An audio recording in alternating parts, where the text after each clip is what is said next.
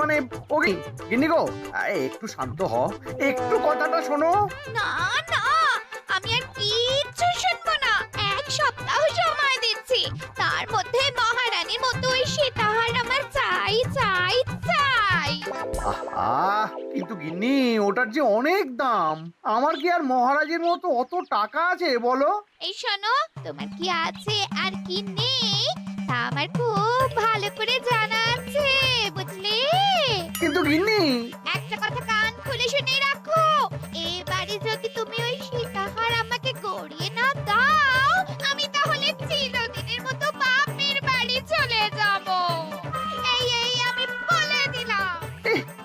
আচ্ছা ফাঁপড়ে পড়লাম আমি, কি যে করি। দূর, আর ভালো লাগে না।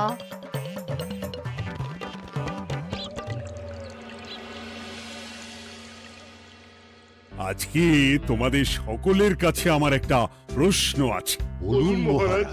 আচ্ছা, ধরো তোমরা যদি এ রাজ্যের লোক না হতে, অন্য কোনো রাজ্যের হতে, তাহলে তোমাদের কাছে কৃষ্ণনগর কেমন মনে হতো? মহারাজ, এক কথায় বলতে গেলে সমৃদ্ধ শক্তিশালী রাজ্য। বেশ, তা হঠাৎ এমন প্রশ্ন মহারাজ? আসলে বেশ কিছুদিন ধরেই আমি একটা কথা ভাবছিলাম। ঈশ্বরের দয়ায় আমাদের সবই আছে, তবু রাজ্যকে আরো শক্তিশালী ও অন্যান্য রাজ্যের সাথে সুসম্পর্ক বজায় রাখা একটা রাজধর্মে পড়ে। ঠিক বলেছে। ঠিক বলেছেন। বলি, তুমি কি এসব কথা কখনো ভাবো মন্ত্রী? হ্যাঁ মানে আগে রোজ না, কিন্তু কখনো সখনো বোধহয় ভেবেছিলাম। কবে শুনি? ওই তো কিছুদিন আগে, ওই সেদিন। এটা ঠিক কোন সেদিনের কথা বলছেন মন্ত্রী মশাই? যেদিন আকাশে ওই দুটো সূর্য উঠেছিল? তোমাকে সবকিছুতে ফোড়ন কাটতেই হবে না গোপাল, হ্যাঁ? কি আর করি বলুন, আপনার কষ্ট যে আর সহ্য হয় না। যাই হোক, মুদ্রা কথা হলো, এসব কথা মাথায় রেখে এখন আমাদের কিছু করা উচিত। কিন্তু কি করা উচিত সেটা আমি ঠিক বুঝতে পারছি না। এই একটা করে রসগোল্লা খাওয়ালে কেমন হয়? এই, তুমি থামবে? মহারাজ, আমার কাছে একটা উপায় আছে। 10 দিনের একটা মিলন মেলার আয়োজন করলে কেমন হয়? খুব বাজে হবে। একটা মেলা কত ঝামেলার কাজ সেটা বোঝো? একেই কত খরচ, তার উপর আবার অনেক লোক। মোটেই না, এটা তো দারুণ বুদ্ধি দিয়েছো গোপাল। এমন কিছুই তো চাইছিলাম। ধুর, আজ সবকিছুই আমার বিপক্ষে মনে হয়। দিনটাই খারাপ, আমি বরং চুপই থাকি। তাহলে সবাই শোনো, 1 সপ্তাহ পর কৃষ্ণনগর এক বিরাট বড় মিলন মেলার আয়োজন করছে, আর তার জন্য লোকজনকে নিমন্ত্রণ করার কাজ দেখবে গোপাল। যথাজ্ঞা মহারাজ। আর মন্ত্রী, ভালো করে শুনে রাখো, মেলা প্রাঙ্গণ সাজানো, ঠিকঠাক নিরাপত্তা, এসব তোমার দায়িত্ব। আচ্ছা, কিন্তু বলছিলাম যে সবকিছু ভালো করে করতে গেলে খরচও তো। ওসব নিয়ে তোমাকে চিন্তা করতে হবে না। যত খরচই হোক আমাকে বলো, আমি দেব। আরে বাস, তো দারুণ ব্যাপার। এই ফাঁকে যদি কিছু আমারও লাভ হয়ে যায়, তাহলে গিন্নির গলার হারটার কিছু একটা করতে পারবো। বেশ, তাহলে প্রত্যেকে নিজেদের কাজ শুরু করে দাও।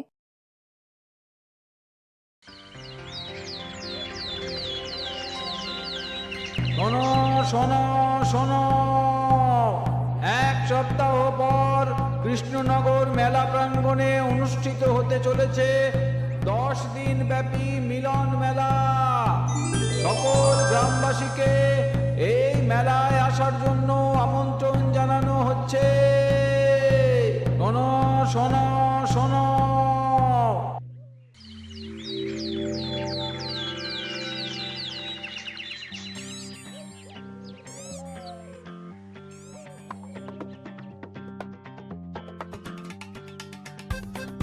বাহ বাহ বাহ, ঠিক যেমনটা চেয়েছিলাম তেমনটাই হয়েছে। আর এসব কিছুর জন্য আমি গোপালকে ধন্যবাদ জানাতে চাই। কি যে বলেন মহারাজ, এই কৃষ্ণনগর তো আমার নিজেরই পরিবার। সেসব আমরা খুব ভালো করেই জানি গোপাল। আদিক্ষেতা একেবারে উতলে করছে, এসব দেখে গা জ্বলে যায়। তোমার এই এত ভালো বুদ্ধি দেওয়ার জন্য আমি তোমাকে 50টি স্বর্ণমোহর উপহার দিতে চাই। এটা কি হলো? এরকম হলে কিন্তু আমি খেলবো না। কেন মন্ত্রী, তোমার আবার কি হলো?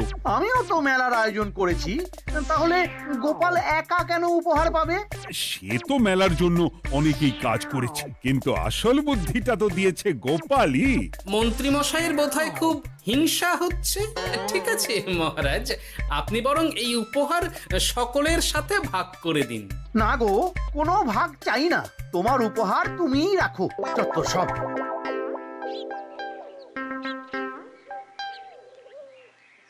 আমার কি এত খারাপ দিন এসেছে নাকি যে আমাকে গোপালের থেকে পুরস্কার নিতে হবে? অনেক হয়েছে। না না না, এবার আমাকেই কিছু ভাবতে হবে মনে হচ্ছে।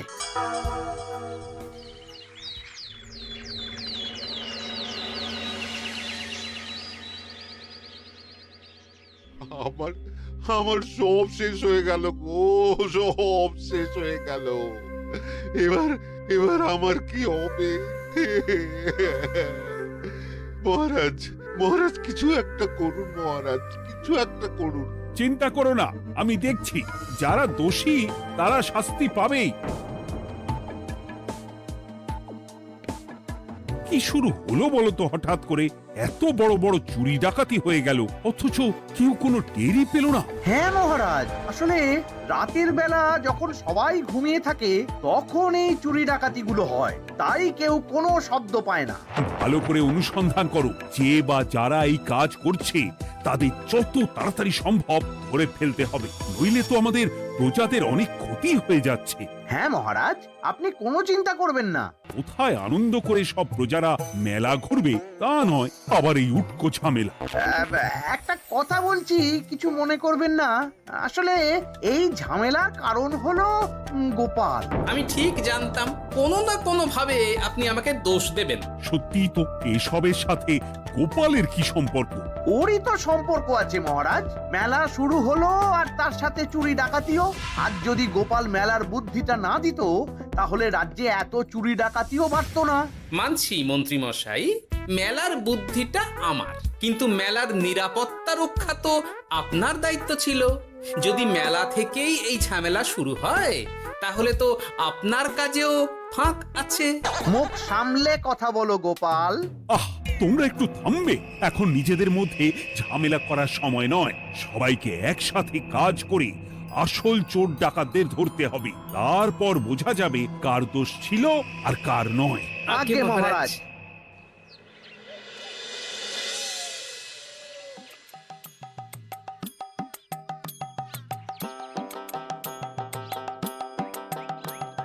এই তো তুমি এসে গেছো। তাড়াতাড়ি মুখ হাত ধুয়ে বসো, তোমার জন্য একটা জিনিস এনেছি। বলো কি জিনিস? আরে আরে একটু অপেক্ষা করোই না, আমি আনছি। হ্যাঁ বেশ, আনো তাহলে। এই নাও, খাও। মিষ্টি দই। হ্যাঁ গো, খেয়ে দেখো তো কেমন। দারুণ সুন্দর স্বাদ তো গিন্নি। কোথা থেকে এনেছো? ভালো, মেলা থেকে এনেছি। ও জানো, বিনা পয়সায় গো। বিনা পয়সায়? তা কে দিল শুনি? আমি সুজন দইওয়ালা, বড় ভালো ছেলে। শুধু আজ নয়, ও রোজই মানুষকে ভালোবেসে না বিনা পয়সায় দই খাওয়ায়। হ্যাঁ বাবা, বেশ অবাক করা কাণ্ড। আসলে সুজনের দেশের বাড়িতে অনেক জমি জমা, গরু মোষ আছে। ও তাই বলে ওর টাকা পয়সার নাকি কোনো দরকার নেই, তাই ও বিনা পয়সায় খাওয়ায়। হ্যাঁ বুঝলাম। বাবা, খুব ঘুম পাচ্ছে এখন। ও গিন্নি, শোনো না, আমি বরং একটা ঘুম দিই এখন, বুঝলে? তুমি বরং বিকেলে আমায় একটু ডেকে দিও, ওর কাজ আছে। আচ্ছা বেশ। তোমাদের জন্য সেটাই ভালো, কারণ এমনিতেই মহারাজ চোর ডাকাত ধরার জন্য প্রহরীর ব্যবস্থা করছে পুরো রাজ্যে। না না না, সে নিয়ে আপনি চিন্তা করবেন না।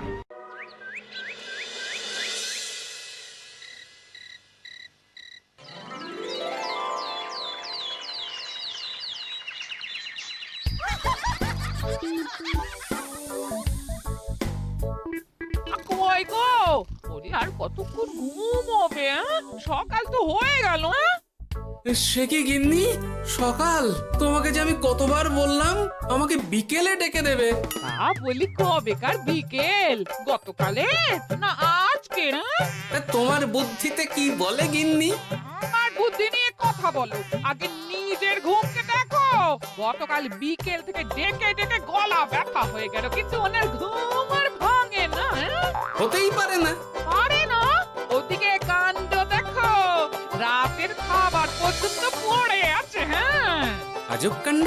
যাই হোক, অনেক দেরি হয়ে গেছে বুঝলে, আমাকে এক্ষুনি রাজসভার জন্য বেরোতে হবে।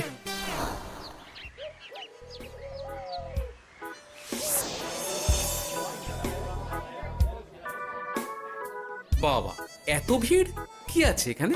একটু কাছে গিয়ে দেখি তো। সত্যি সত্যি ভাই সুজন, তোমার হাতে জাদু আছে। এত সুন্দর মিষ্টি দই, এ স্বাদ ভোলার নয় ভাই। আচ্ছা, তাহলে এই হলো সুজন দইওয়ালা। ভালো মিষ্টি দই আছে, নেবে নাকি গো? পয়সা লাগবে না। জানি তো, সত্যি দারুণ স্বাদ এই দইয়ের। আমি খেয়েছি তো। তবে আজ নেব না গো, কাল এসে নিয়ে যাব। আচ্ছা আচ্ছা আচ্ছা।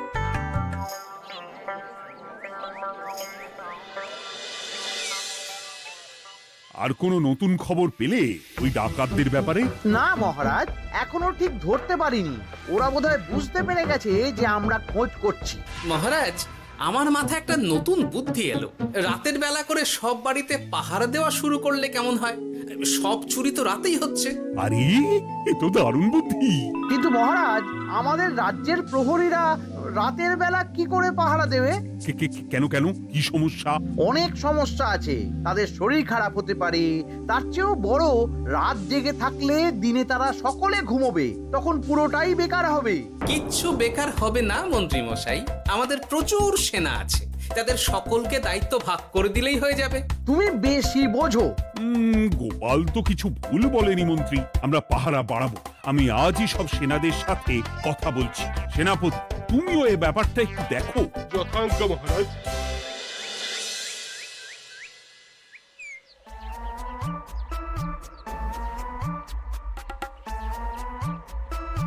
চোর ডাকাতদের ধরার জন্য যদি একটা সূত্রের হদিশ পাওয়া যায় তাহলেই কেল্লা ফতে, কিন্তু সেটাই পাওয়া যাচ্ছে না বলেই এত সময় লাগছে।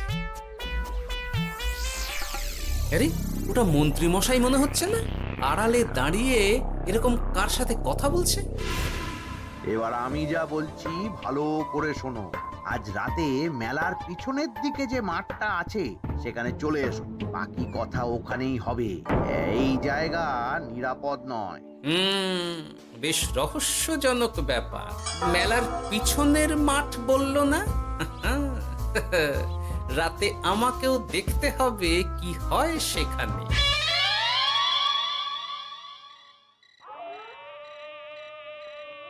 উফ, কি মশা রে বাবা! কখন থেকে দাঁড়িয়ে আছি, মন্ত্রী মশাইয়ের পাত্তা নেই কেন?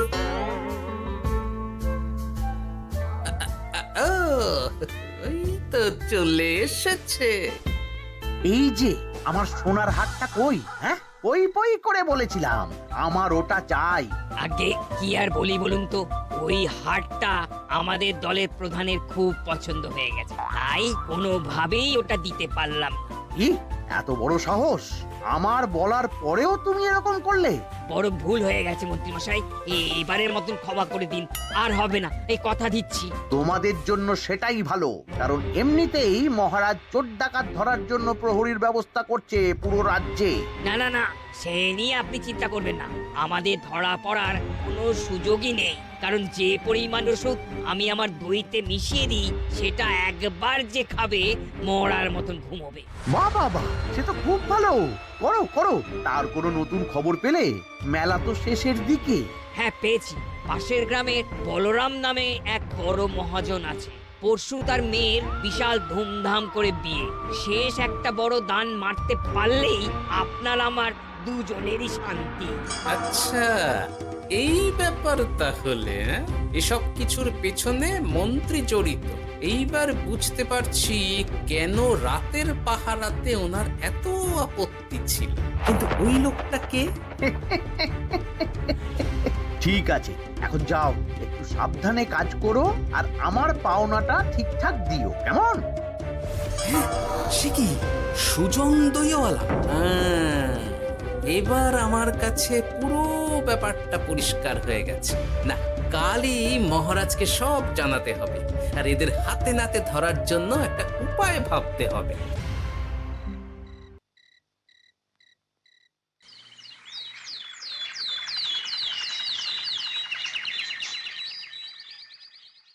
আরে এসো এসো, তোমার জন্যই তো অপেক্ষা করছিলাম। কি এমন জরুরি কথা আছে যে একান্তে দেখা করতে চাইলি? কোন মুখে বলি মহারাজ, সর্ষের মধ্যেই যখন ভূত তখন আর কি। মানে একটু খুলে বলো তো কি হয়েছে?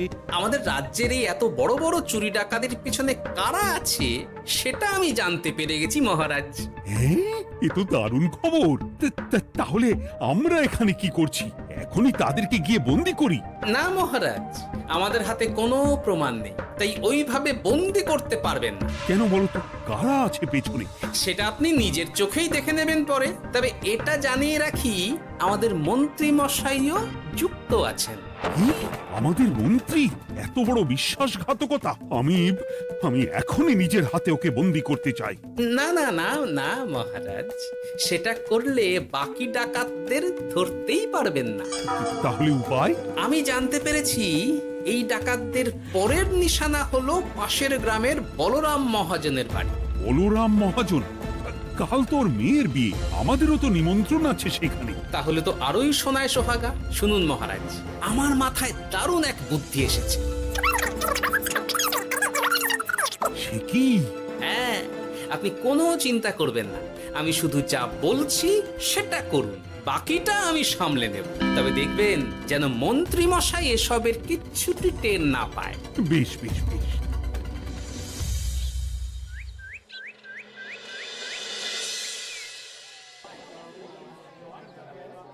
আর তো কিছুক্ষণ, এরপরেই তো সন্ধে নামবে। তোমার সবকিছু তৈরি তো? হ্যাঁ মহারাজ। আরে মহারাজ আর গোপাল কানে কানে এত কি কথা বলছে, আমাকেও জানতে হবে সেটা। ওই যে আসছে মরকটটা, আমার আর ওকে এক মুহূর্ত সহ্য হচ্ছে না। মনে হচ্ছে গুদুম গুদুম করে ওর মাথায় গাঁটটা মারি। শান্ত হন মহারাজ, দয়া করে শান্ত হন আর একটুখানি। তারপর আপনি মন্ত্রী মশাইয়ের সাথে যা ইচ্ছে করবেন। ওর আমি বরং অন্যদিকে যাই, মুখ দেখলেই আমার মাথাটা গরম হয়ে যাচ্ছে। সেই ভালো। কি হলো ব্যাপারটা? যাই হোক, আর তো কিছুক্ষণ, তারপর আমার বিশাল লাভ হবে। বরং ততক্ষণ আমি পেট পুজো করি।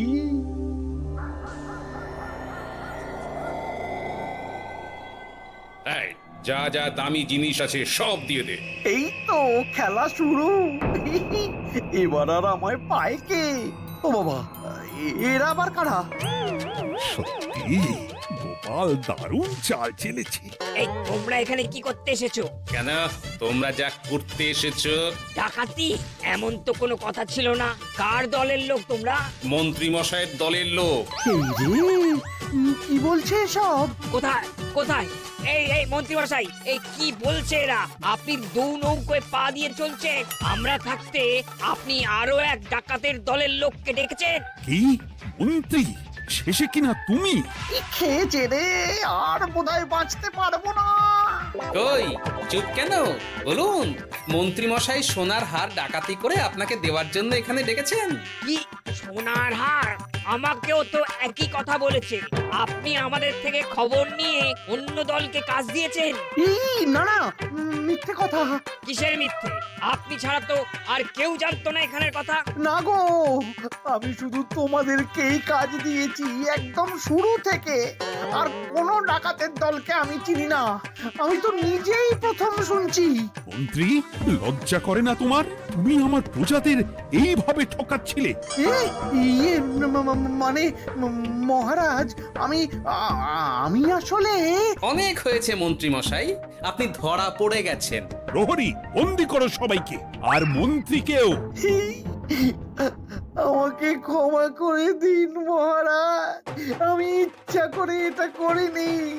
আসলে আমার গিন্নি কদিন ধরেই মহারানীর সীতাহারের মতো দেখতে হার বায়না করেছে। তার জন্য তুমি নিজেদের লোকেদের থেকেই চুরি করবে? আর কি করব বলুন, এক সপ্তাহের মধ্যে হার না দিলে বাড়ি ছেড়ে চলে যাবে বলেছে। তাই আমি এখন আপনি যেটা করেছেন সেটা যদি আপনার গিন্নি জানতে পারে তাহলেও বাড়ি ছেড়ে চলে যাবে। শাস্তি তো তোমাকে পেতেই হবে মন্ত্রী। আয়, কে আছো? শোনো, মন্ত্রীকে মুখে কালি মাখিয়ে গাধার পিঠে বসিয়ে সারা রাজ্য ঘোরাও, এটাই ওর যোগ্য শাস্তি। আর গোপাল, তোমার বুদ্ধির প্রশংসা করতেই হয়। তোমার পুরস্কার আমি কাল রাজসভায় দেব। দূর দূর, জীবনে বিয়ে করাই ভুল হয়েছে আমার।